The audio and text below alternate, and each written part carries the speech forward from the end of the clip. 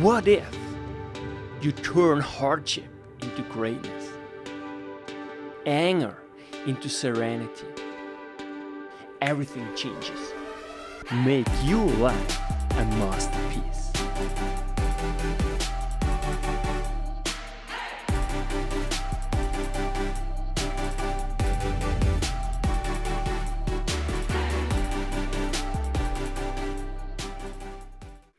How to understand conflict? First, what is conflict? Secondly, why does it matter if we actually understand conflict? And lastly, how to understand and transform conflict. Conflict is a process in which two or more people engage in a perceived divergence of values, goals, and actively try to obstruct each other from achieving these values or goals. So that's the definition. In other words, conflict is everywhere in every single second in our lives, whether internally or externally. Therefore, conflict is really life. Conflict is part of who we are, and therefore we have to embrace it, and more importantly, we actually have to understand it, how we work as human beings.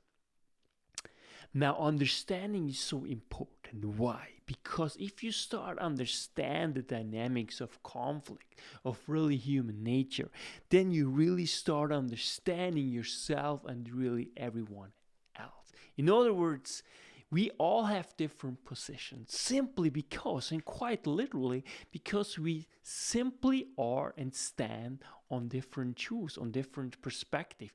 We have a different angle on things because we have different experiences, and we know that it's not the reality that you really perceive, but rather you perceive what is really first and foremost guided by your values. In other words, by your focus, on what you focus on. And the same applies when it comes to conflict, or when you have like an agreement or disagreement with a friend of yours. Most of the time, we see the world differently through our lenses than our friends do, because we simply, as I said, we have different positions. But then we go one level deeper. Then let's look at the common interests. And there's so much common interests actually that we have that is actually silly that we let escalate the conflict because of simply a different understanding of the world, of our situation, where we come from.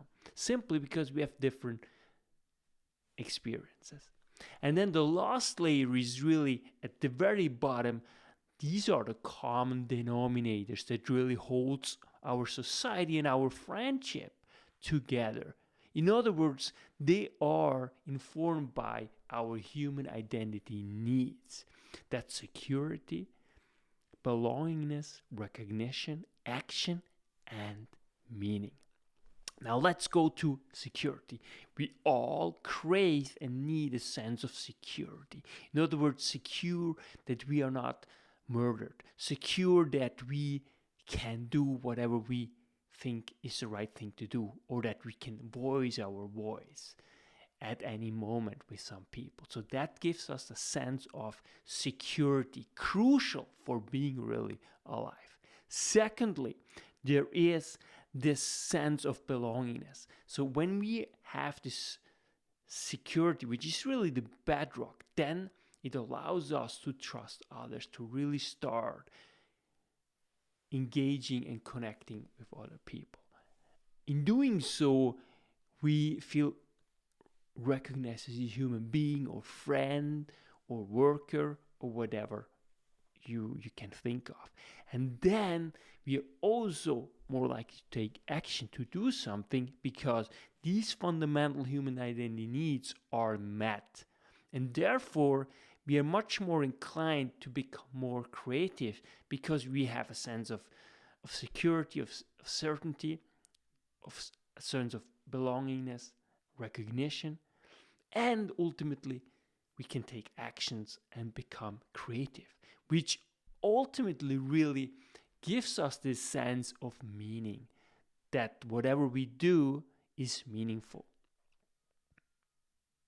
But very important, and that's what we will look at into it the next time, is meaning is really our effort. We are really meaning making and meaning seeking beings in any way possible. It's always on what you focus on, and ultimately the meaning that you give and what you ultimately do about it that really determines your life. And so when it comes to conflict, so it's on what you really focus on in the conflict. Do you focus on the positions or on a common interest or on the common denominator? In other words, the human identity needs. Make sure on what you focus on. Make sure you give it the meaning. In other words, you give the conflict the meaning that it deserves. In other words, that it is a source of growth, of human betterment and flourishment. Because if you do not have a relationship with someone, you also do not have conflict. So conflict is simply a sign that you actually have, in one way or another, a relationship with someone, which is already beautiful. And lastly, you have to decide what you are going to do about this specific conflict. As I said many times, conflict is your everyday psychological, emotional, and physical gym.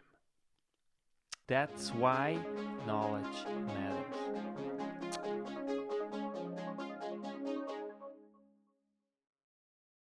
Make your life a masterpiece. Visit now programs.the-ykm.com. Meant to make you grow.